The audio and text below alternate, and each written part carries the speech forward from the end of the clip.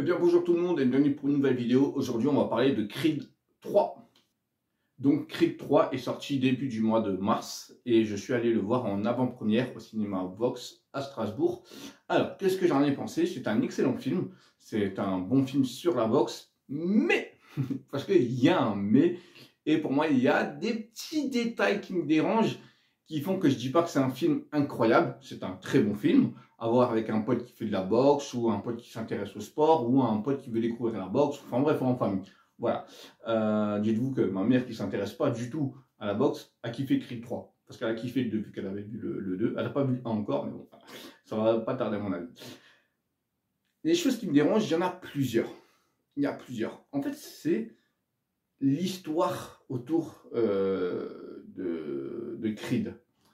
Je vais m'expliquer parce que c'est le but de la vidéo. Notamment le combat, le premier combat. Donc ça commence par un combat. Alors oui, attention, on va y avoir des spoilers. Voilà, je vous dis, si vous ne l'avez pas vu, allez le voir et ensuite vous revenez dans la vidéo parce que je vais spoiler. Voilà, je vous le dis. Donc ça commence par un premier combat où Creed réaffronte son premier adversaire dans Creed 1. Donc Coleman, qui est joué par Tony Bellew. Voilà, Tony Bellew qui est un boxeur professionnel. Et on a hâte de le revoir sur le ring, même si à mon avis, ça se fera jamais. Mais il ne faut jamais dire jamais dans la vie. Du coup, Tony Bellew, donc ils font la revanche du 1. Mais dans le 3, on sait encore à la limite aller. Ok, pourquoi pas. Mais pourquoi faire en fait?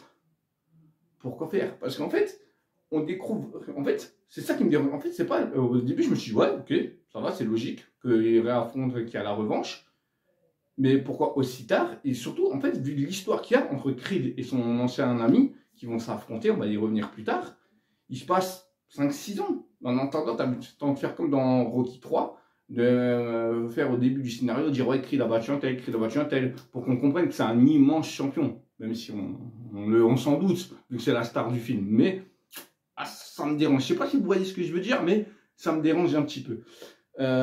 Ensuite, il prend sa retraite derrière ce combat-là. Pourquoi? Pourquoi? Il est encore assez jeune, il est au top, il est au sommet de sa catégorie, il a battu tout le monde. Pourquoi? Pourquoi? Juste expliquez-moi pourquoi. Encore, on aurait vu, ouais, il a 40, il va sur la quarantaine ou quoi. Là, j'aurais plus compris, mais là, non. Pourquoi faire? Pourquoi prendre ta retraite? Tu vois, alors c'était peut-être l'occasion aussi de, au lieu de prendre la retraite, d'aller dans une catégorie en dessous, puisque Creed, ça se passe dans la catégorie poids lourd. Il aurait pu aller chez les lourds légers. Ça aurait été intéressant. Malheureusement, non. Ensuite, donc l'histoire autour de son ancien ami et tout, ça s'est vu plein de fois en boxe que d'anciens potes se réaffrontent. Par exemple, Tony Yoka et Carlos Takam. Oui, je ferai une vidéo là-dessus, calmez-vous. Ils étaient, enfin, ils sont toujours amis, hein, pas de problème là-dessus. Mais ils s'entraînaient ensemble. Ils s'entraînaient ensemble au début de leur carrière. Ils se sont entraînés ensemble, donc ils se connaissaient très très bien. Donc voilà. L'info est facile à retrouver. Vous regardez l'interview que Tony Yoka avait donnée pour Box Attitude. Vous retrouvez la vidéo. Elle date d'un an et demi, 2 ans. Et Tony Yoka parle de ce moment-là. Je vous l'avais déjà mis en extrait dans une autre vidéo. Enfin bref. Alors, donc ça c'est vrai. Par contre, il y a un truc qui m'agace. C'est que Juke, je veux savoir comment il a fait. Donc l'entraîneur de Creed. Comment il a fait pour ne pas vieillir.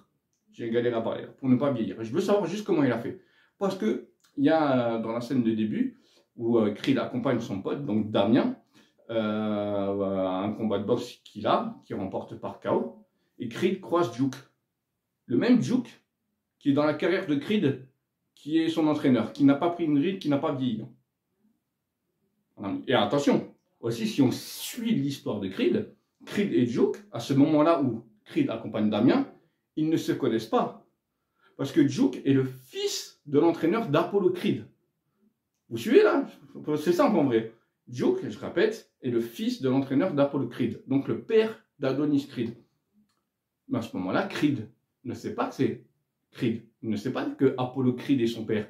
Donc il ne connaît pas Juke. Et quand ils se croisent, ils se font un regard en mode tiens, t'es là, bizarre, qu'est-ce que tu fais là? Ben non, tu le connais pas. Pour toi, c'est quelqu'un lambda, c'est quelqu'un de normal, quelqu'un du public. tu vois. Tu peux pas savoir. Tu vois, comment tu veux savoir que c'est Creed? Et toi, comment tu veux savoir que c'est Duke? Vous savez pas. Ça aussi, je me suis dit, oh, bizarre le petit truc. Enfin bref, bon après c'est un petit détail, mais voilà, en soi le film était, comme je l'ai dit, il est très très bien. Maintenant on en vient à parler du combat entre Adonis Creed et Damien. Alors, si on suit la logique, Creed c'est l'héritage de Creed et de Rocky aussi en même temps. Si on suit normalement, Creed, enfin dans les Rocky se prend une défaite, et ensuite, il refait un deuxième combat où il gagne, où il s'entraîne, et tout, où il se remet en question, il y a tout un synopsis, et il y a le combat de fin qui est incroyable. Là, on n'a pas eu de premier combat, de vrai premier combat entre Adonis Creed et Damien. On n'a eu qu'un seul combat, et il y avait le potentiel de fou, de fou. Pour moi, ce combat-là, Adonis Creed contre Damien, il devait se faire en Afrique du Sud, à Johannesburg. Pourquoi? Alors pourquoi je dis ça? Parce que si vous avez regardé le film, Adonis Creed lui donne un billet du combat entre Mohamed Ali et George Foreman qui s'est disputé en Afrique du Sud. D'ailleurs, en parlant de ça, je vous conseille cette magnifique BD voilà, qui parle de ce combat-là. Voilà, le combat du siècle. Je vous la conseille si jamais. Si ça vous intéresse que je fasse une vidéo dessus, dites-le moi. Et puis je vous ferai une vidéo dessus sans problème. Attends, je galère à le remettre, attends. Bouge pas. Voilà. Du coup, oui, donc il lui donne un billet pour ce combat-là que Apollo Creed, le père d'Adonis Creed, est allé voir. Mais non, ils ont fait ça à Philadelphie. Alors, je comprends, oui, Adonis Creed et Damien sont liés à Philadelphie, ils ont grandi ensemble là-bas. Ok, ça a du sens aussi. Mais ça aurait eu plus de sens, plus d'impact si ça aurait été en Afrique du Sud. Et je suis désolé, pour moi, je voulais que ça se fasse en Afrique du Sud. Voilà. C'est encore un petit détail, c'est juste des petits détails. En vrai, il n'y a pas d'énorme erreur en soi. Ensuite, le combat, il y a une scène incroyable que je kiffe, mais la fin, je la déteste. C'est la première fois que ça me fait ça. Le début du troisième round, il commence, et là, tout le public s'en va. Ils sont seuls dans la salle. Cette scène est incroyable. Cette scène, elle est magnifique. Et elle dure bien 2 minutes, tu vois, où ils boxent l'un contre l'autre, où il y a personne dans la salle, il y a juste eux deux. Et on revient avec le public, début du 11e round. Enfin, non, fin du 11e round. Bah non. On passe du 3 au 11. Bah non. Mais non. Comment ça? Ils sont juste boxés. Il n'y a pas un qui est tombé, il n'y a pas un qui était en difficulté. C'est juste qu'ils ont mis des coups chacun. Non. Voilà. Alors oui, Damien, dans les 2 premiers rounds, a mis en difficulté Adonis. Ah, mais c'est pas vraiment remis en question. Tu vois, il n'y a pas eu des flashbacks encore du passé. Tu vois, il y en a, ou en tout cas, il n'y en a pas eu assez. La scène où il s'entraîne aussi, trop léger, avec Drago. Alors, je suis désolé, mais Drago, c'est devenu une victime. Hein. Je suis désolé. Bon, si je le croise là, je dirais pas ça. Mais c'est devenu une victime. On passe Drago dans le Creed 2. C'est le mec qui te dit, eh, va sucer ton père, tu vas le faire. Tu dis, papa, viens là, voilà, tu vois. Mais, et là, non, on passe à un mec tout gentil, tout calme. Alors qu'il fait du business avec Creed, ça c'est déjà vu que d'anciens rivaux passent du business ensemble. Notamment David Haye avec je sais plus qui. Mais je vais retrouver son nom, ça va me revenir. Mais voilà, David Haye avait un ennemi dans la boxe, j'ai plus son nom là. Ah, ça m'échappe. Et c'est devenu son promoteur. David Haye est devenu le promoteur. Il a boxé contre Parker en plus. Ah là, je vois sa tête, mais j'ai plus son nom. Et c'est un boucher, il envoie des droites. Ah, j'ai plus son nom là, ça m'échappe. Putain, il a boxé contre Parker. Ah, j'ai vu son blaze. Si vous l'avez, dites-le en commentaire, à moins que je le retrouve. Mais là, pendant que je parle, je vais essayer d'y repenser à son nom. Et donc voilà. Ça s'est déjà vu dans la boxe. Donc, que 2 amis deviennent ensuite, enfin 2 rivaux deviennent, entre guillemets, amis, ils font du business ensemble. Mais là, non. Drago, il est trop, je trouve, victimisé en soi. La scène où il s'entraîne, du coup, elle est trop légère. Elle ressemble un peu à celle de Creed 2, alors que dans les Rocky, c'est à chaque fois différent. Donc ça me chiffonne un petit peu. Où il se prend que des patates, il se fait malmener, et il y a 30 secondes où, vas-y, c'est bon, il sait se défendre. Il est en galère contre Drago, alors que Drago, il l'a examiné de tous les coins pour ce combat dans Creed 2. Normalement, il n'a aucune surprise pour lui, donc Creed devrait savoir boxer face à Drago et le malmener. Là, c'est pas le cas, c'est dommage. Ensuite, ouais, donc on revient au 11e round. Et là, non, moi j'aurais mis un premier combat où Damien gagne, et pas contre Fernandez ou je sais pas qui, là. D'ailleurs, lui, d'où il sort, parlons-en. Mais mes amis, j'ai rien contre lui. Mais parlons-en. Vraiment, faut qu'on discute. Faut qu'on discute qui est cet homme. On n'a pas vu dans le Creed 1, on n'a pas vu dans le Creed 2. Mais pendant le film, je me suis dit, ah, c'est peut-être le premier adversaire de Creed qu'on a vu dans le Creed 1. Et qui s'est pris une rouste monumentale et qui, pour se venger, a déclaré que c'était en fait le fils d'Apollo Creed. Peut-être je me trompe, mais je pense pas que c'est lui. Mais si c'est lui, mon gars, t'as rien fait du chemin. Hein. Salut, accroche-toi. Mais bon, pour faire ça Damien, mon gâté, c'est chaud. Tu vois. Après, voilà, c'est comme on aime la vie. Aussi, un boxeur qui sort de prison et qui revient et qui a une chance au titre mondial, ça s'est déjà vu, notamment avec cet homme. Voilà. Donc, en soi, c'est logique. J'ai aussi aimé qu'on croise quand il fait sa soirée où Damien affronte Fernandez, qui a Canelo, qui a plusieurs boxeurs, ça se voit partout. Hein.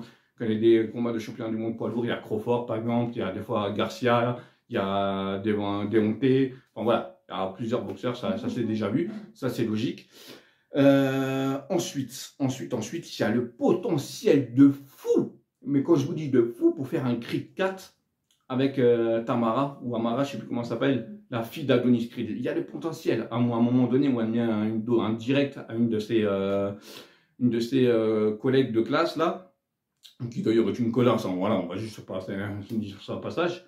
Il y a le potentiel de fou pour faire un Creed 4 où elle, celle qui a déchiré le dessin, devient boxeuse, et elle des boxe, parce que c'est la fille de Creed. Il y a un combat. Oh là là là là, il y a le potentiel, ou une autre histoire.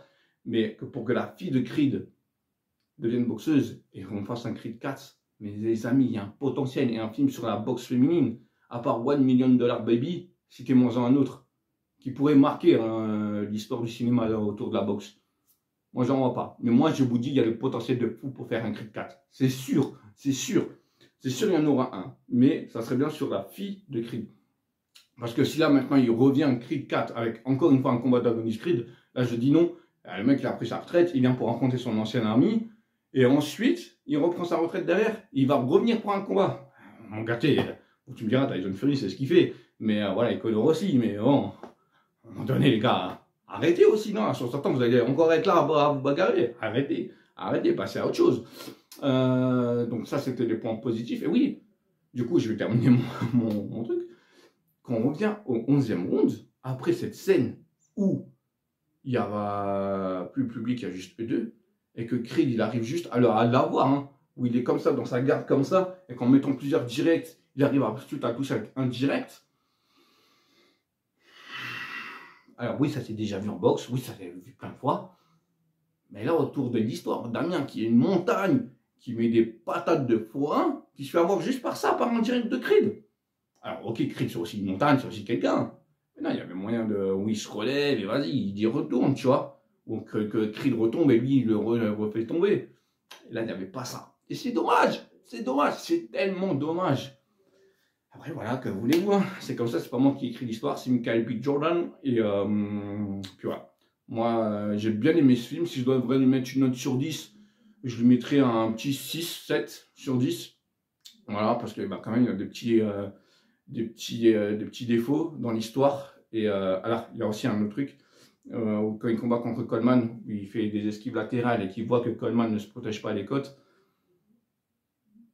En vrai, ça c'est travailler à l'entraînement. Ça se voit aussi pendant un combat, mais normalement, dans un combat, ton but c'est d'arracher la tête de ton adversaire et lui aussi. Et quand tu es dans le ring, et pour avoir fait plusieurs sparring, je sais un peu de quoi je parle, alors pas en combat évidemment, mais en sparring, c'est à peu près la même chose. Tu réfléchis pas, juste t'envoies les coups. T'envoies les coups que tu as répété à l'entraînement au pas de d'ours. Tu commences par regarder, attends, si j'envoie mon bras droit, lui qui envoie son gauche, il laisse là un espace, machin, tu te prends 5 coups dans la tête, hein, si tu penses comme ça. C'est comme mon âme la vie. Peut-être que là, il y a d'autres boxeurs qui vont me dire plus expérimentés, qui ont fait des championnats, qui sont montés sur ring, qui ont fait plusieurs combats, qui vont me dire, ah non, tu verras de l'entraînement, le coup d'œil. Alors oui, ok, le coup d'œil, oui, ok, je veux bien. Mais le coup d'œil, c'est aussi pour esquiver les coups, pas pour commencer à regarder, alors là, il se protège pas, là, il se protège pas. Non, là, tu t'en prends une. C'est sûr, certain, pour moi en tout cas. Voilà. Ensuite, ben voilà. C'est ce que j'ai pensé de Creed 3. J'espère qu'il y en aura un quatrième, comme dit. Et puis voilà, dites-moi vous en commentaire ce que vous avez pensé de Creed 3, ce que vous avez aimé, ne pas aimé, quelle note vous lui donnez sur 10. Voilà, heureusement que c'est la fin parce qu'on galère à parler. Et puis voilà, faites attention à vous, portez-vous bien, ciao à tout le monde. Peace.